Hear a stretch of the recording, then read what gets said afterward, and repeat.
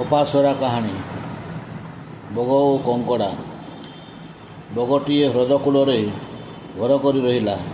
ସେଠାରୁ ମାଛ ମାରି ଖାଇ ବଡ଼ ଆରାମରେ ଅନେକ ବର୍ଷ ବିତାଇଲା। ବହୁ ବର୍ଷ ପରେ ସେ ବୁଢ଼ୀ ହୋଇ ଦୁର୍ବଳ ହୋଇଯିବାରୁ ଆଉ ମାଛ ମାରି ପାରିଲା ନାହିଁ।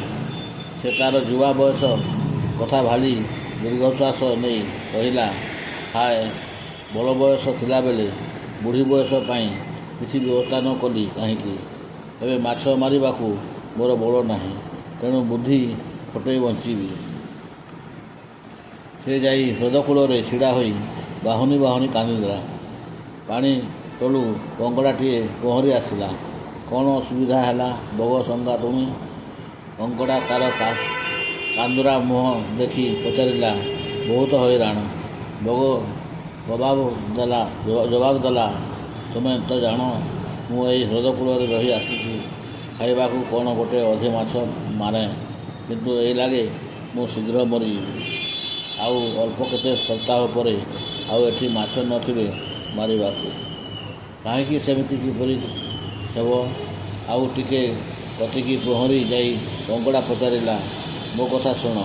ବଗ କହିଲା ସେଇ ଦୁଃଖୀ ସ୍ୱରରେ, ଗତକାଲି 2 ଜଣ କେଉଟ ଓ ବାଟେ ଗଲେ। ଜଣେ ଅନ୍ୟ ଜଣକୁ କହୁଥିଲା, ଏ ପୋଖରୀରେ ମାଛ ଭରପୁର, ଚାଲ ଜାଲ ପକାଇବା। କିନ୍ତୁ ଆର କେଉଟ ଜିଗର କଲା ୟାଠୁ ଅଳ୍ପ ଦୂରରେ ଥିବା ଅନ୍ୟ ଏକ ହ୍ରଦକୁ ଯିବାକୁ। ସେ କହିଲା, ସେଠାରେ ଆମେ ୟାଠୁ ଅଧିକ ମାଛ ପାଇବା, ତେଣୁ ପ୍ରଥମେ ସେଠାରୁ ଚାରିଦେଇ ପୁଣି ଏଠୁ ଧରିବା। ଏ କଥାରେ ରାଜି ହୋଇ ସେମାନେ ଆର ହ୍ରଦକୁ ଗଲେ।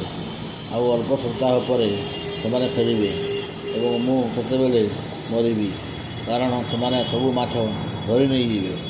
ତା କଥା ସରିଛି କି ନାହିଁ? କଙ୍କଡ଼ା ବୁଡ଼ ମାରି ପାଣି ଭିତରକୁ ଗଲା ମାଛମାନଙ୍କୁ ଏ ଦୁଃସମ୍ବାଦ ଦେବାକୁ।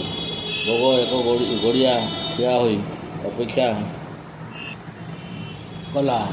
ଅଳ୍ପ ସମୟରେ ସେ ଦେଖିଲା ହ୍ରଦର ମାଛଗଣ ଅଧୀରରେ ସେମାନଙ୍କ ପଙ୍ଖା ବାଡ଼େଇ ଦ୍ରୁତ ଗତିରେ ତା ଆଡ଼କୁ ପହଁରି ଆସୁଛନ୍ତି।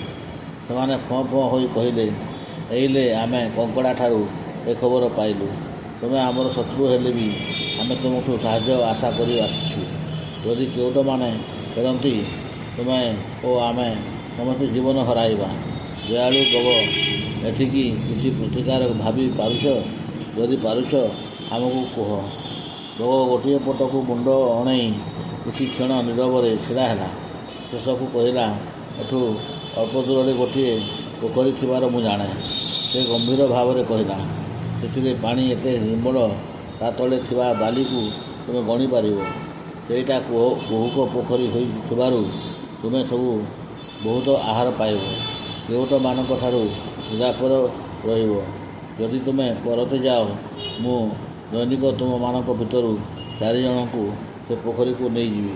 ମୁଁ ବହୁତ ବୁଢ଼ୀ ହୋଇ ଯାଇଥିବାରୁ ଅଧିକ ମାଛ ନେଇପାରିବି ନାହିଁ। ରକ୍ଷା ପାଇବାର ଏଇ ଗୋଟିଏ ବାଟ। ବଗର କଥାକୁ ମନଧ୍ୟାନ ଦେଇ ଶୁଣୁଥିବା ମାଛଗଣ ତା ସାହାଯ୍ୟ ପାଇଁ ବିଶେଷ ସାଧୁବାଦ ଦେଲେ ନାହିଁ। ତେଣୁ କଥା ହେଲା, ସବୁଦିନ ସକାଳୁ ସେ ପୋଖରୀକୁ ମାଛ ବୋହିବା ଆରମ୍ଭ କରିବ। ଫଳରେ ଆଦୌ ସମୟ ନଷ୍ଟ ହେବ ନାହିଁ। ଅଧୀର ହେଉଥିବା ମାଛଙ୍କୁ ସଯତ୍ନେ ଲମ୍ବା ଖଣ୍ଡରେ ଧରି ବଗ ଉଡ଼ିଗଲା। ଆଖିରୁ ଅନ୍ତର ହେଲା ମାତ୍ରେ ସେ ତଳକୁ ଓହ୍ଲାଇ ପଡ଼ି ମାଛଗୁଡ଼ିକୁ ଖାଇଦେଲା। ଦିନ ପରେ ଦିନ ବିନା ପରିଶ୍ରମରେ ବଗ ବହୁତ ଆହାର ପାଇଲା। ଶେଷରେ କଙ୍କଡ଼ାଟି କୁହୁକ ପୋଖରୀକୁ ଯିବାକୁ ବ୍ୟାକୁଳ ହେଲା। ବଗ ଜାଣେ କଙ୍କଡ଼ା ତା'ର ସ୍ୱାଭାବିକ ଶତ୍ରୁ, ତେଣୁ ସେ ଭାବିଲା ତାକୁ ଦମନ କରିବାକୁ ଏଇଟା ଭଲ ସୁଯୋଗ। ତୋ ବୁଢ଼ା ଗୋଡ଼କୁ ମୋ ବେକରେ ବେଢ଼ାଇ ଭଲକି ଧର। ବଗ କହିଲା। ତାପରେ ସେ ଡେଣା ମେଲେଇ ଉଡ଼ିଗଲା।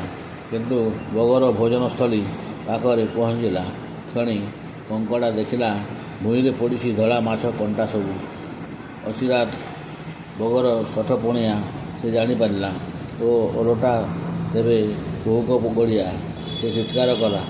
ନିଜ 2 ବୁଢ଼ା ଗୋଡ଼କୁ ବଗ ବେକରେ ଚାପି ଦେଲାରୁ ବଗର ତଣ୍ଟି ଚିପି ହୋଇଗଲା। ସେ ମରିଯାଇ ଭୂଇଁରେ ଖସି ପଡ଼ିଲା।